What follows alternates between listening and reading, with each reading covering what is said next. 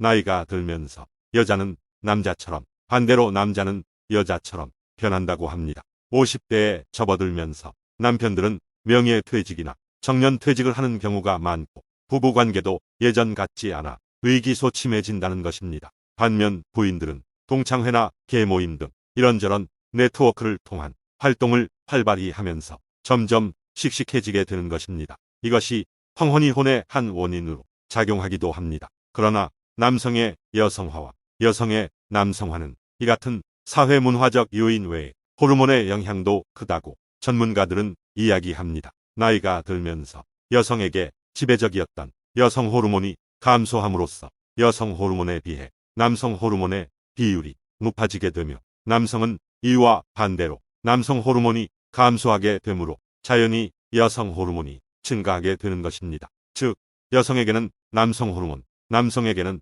여성 호르몬의 역할이 상대적으로 커지게 되는 것입니다. 이 같은 호르몬 비율의 변화는 중년 남성의 성격 변화와 매우 관련이 깊어서 남성들은 중년이 되면 잔소리가 많아지고 성격이 소심해지며 부인에게 의존하는 경향이 커지게 되며 젊을 때는 터프하던 남성이 중년이 넘으면서 TV 드라마를 보다가 갑자기 우는 것도 같은 이유 때문이라고 합니다. 그리고 중년 남성들이 공통적으로 털어놓는 아내에 대한 불만으로는 마누라가 점점 터프해지고 있다는 것이고, 이와 반대로 중년 여성들은 친구끼리 모이면 애처럼 변하는 남편을 성토하며 와이프가 없으면 밥도 제대로 못 챙겨 먹으면서 잔소리는 점점 늘고 잘 삐진다고 한다는 것이다. 이러한 중년의 변화가 찾아오기 전 아내와 좋은 관계를 유지하려면 중년 남성들은 어떻게 해야 할까요? 남성은 나이가 들어가면서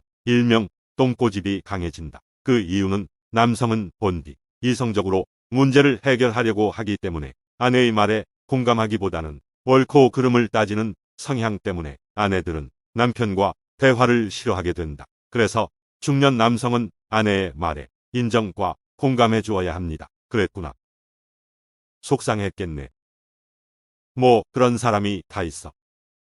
아내의 말에 공감해주고 고마워. 수고했어. 덕분이야. 힘들지. 아내를 인정해주는 말을 할 수 있도록 연습해야 합니다. 그리고 중년 남성들은 어려서는 어머니, 결혼해서는 아내에게 돌봄을 받는 것이 익숙해지다 못해 당연한 것으로 알고 살아왔다. 그래서 남자는 중년이 되면서 아내에게 의존하는 경향이 높아지게 된다. 반면에 아내들은 동창회나 계모임 등 이런저런 네트워크를 통한 활동이 활발해지면서 남편으로부터 자유로워지고 싶어한다. 그래서 중년이 되기 전 남자들은 두 번째로 나 홀로 지내는 연습을 해야 합니다. 집에 혼자 있어보기, 혼자 장보기, 음식 해보기, 혼자 식사 챙겨 먹기 등 나 홀로 할 수 있는 일들을 연습해야 한다는 것입니다. 아내의 손길이 아니더라도 혼자서 할 수 있는 일들은 스스로 해결하는 연습을 해야 한다는 것입니다. 중년이 되면 자녀들은 학업과 직장 그리고 결혼 등으로 집을 떠나게 되면서 아내와 단둘이 보내게 됨에 따라 중년 남성 혼자 보내는 시간이 늘어나게 되기 때문이다. 그러므로 남자들은 중년이 되기 전 되도록 빨리 스스로 할 수 있는 일들을 연습해보고 혼자 할 수 있는 일들을 늘려가야 하겠다. 왜냐하면 중년이 되면 아내들은 갱년기가 되면서 몸도 예전 같지 않고 아픈 곳이 하나 둘 늘어가면서 육체적으로 힘든 시기가 찾아오게 돼 남편들 스스로 해결해야 하는 일들이 자연스럽게 늘어나게 되기 때문에 그때가 되어서 당황하지 않도록 지금부터 당장 연습해야 합니다. 그리고 아내가 아프고 병들 때 아내에게 따뜻하게 말해주고 행동한다면 중년의 부부관계가 동반자로서의 좋은 관계를 이어나갈 수 있게 될 것입니다. 중년의 삶은 더 이상 아내를 의지하는 삶이 아니라 서로를 존중하고 배려하는 중년이 되어야 하겠습니다.